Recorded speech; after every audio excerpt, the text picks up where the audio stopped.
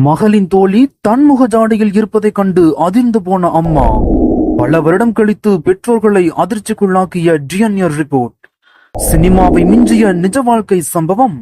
Vietnam நாட்டுல தான் இப்படி ஒரு சம்பவம் நடந்திருக்கு. கடந்த 2013ஆம் ஆண்டு ஜனவரி 20ஆம் தேதி தான் அங்கு இருக்கக்கூடிய பொது மருத்துவமனையில இந்த 2 குழந்தைகளுமே பிறந்திருக்காங்க. 2 சிறுமிகளுமே 3 கிலோ எடை இருந்த நிலையில தவறுதலா அவங்க 2 பேரோட தாய்மார்கள் கிட்ட மருத்துவர்களால மாத்தி ஒப்படைக்கப்பட்டிருக்காங்க. அதை தொடர்ந்து குழந்தைகள் வளர வளர 2 பேரோட பெற்றோர்களுமே குழந்தை நம்மளோட ஜாடையில இல்லன்னு சொல்லி கவலையில இருந்திருக்காங்க. கவலை மனசுக்குள்ள இருந்தாலுமே 2 பெற்றோர்களுமே குழந்தைகள் மேல அவ்வளவு பாசம் காட்டி வளர்த்திருக்காங்க. அப்போதான் கடந்த 2016ஆம் ஆண்டு ஒரு சிறுமியோட தாத்தா பக்கத்து கிராமத்துக்கு போயிருக்கிறாரு. அங்கதான் தன்னோட மகள் ஜாடையில ஒரு சிறுமி இருந்ததை பார்த்து அதிர்ச்சி அடைஞ்சிருக்கிறாரு. அதை தொடர்ந்து அந்த சிறுமியோட பெற்றோர்களை சந்திச்சு விசாரிச்ச போதுதான் அவங்களும் குழந்தை தங்களை போல இல்லன்னு தெரிவிச்சிருக்காங்க. இதையடுத்து 2 தம்பதியினருமே டிஎன்ஏ டெஸ்ட் எடுக்கிறதுக்கு முடிவு பண்ணி டிஎன்ஏ டெஸ்டும் எடுத்திருக்காங்க. அப்போதான் இவங்க நினைச்ச மாதிரியே செம ஷாக்கிங்கான ரிப்போர்ட் வந்திருக்கு. அந்த வகையில 2 குழந்தைகளுமே மருத்துவர்களால மாற்றி ஒப்படைக்கப்பட்டு வளர்த்து வந்தது டிஎன்ஏ ரிப்போர்ட் மூலமா தெரிய வந்திருக்குது. இதையடுத்து என்ன பண்றதுன்னு தெரியாம 2 குழந்தைகளோட பெற்றோர்களுமே கன்ஃபியூஷன்ல இருந்திருக்காங்க.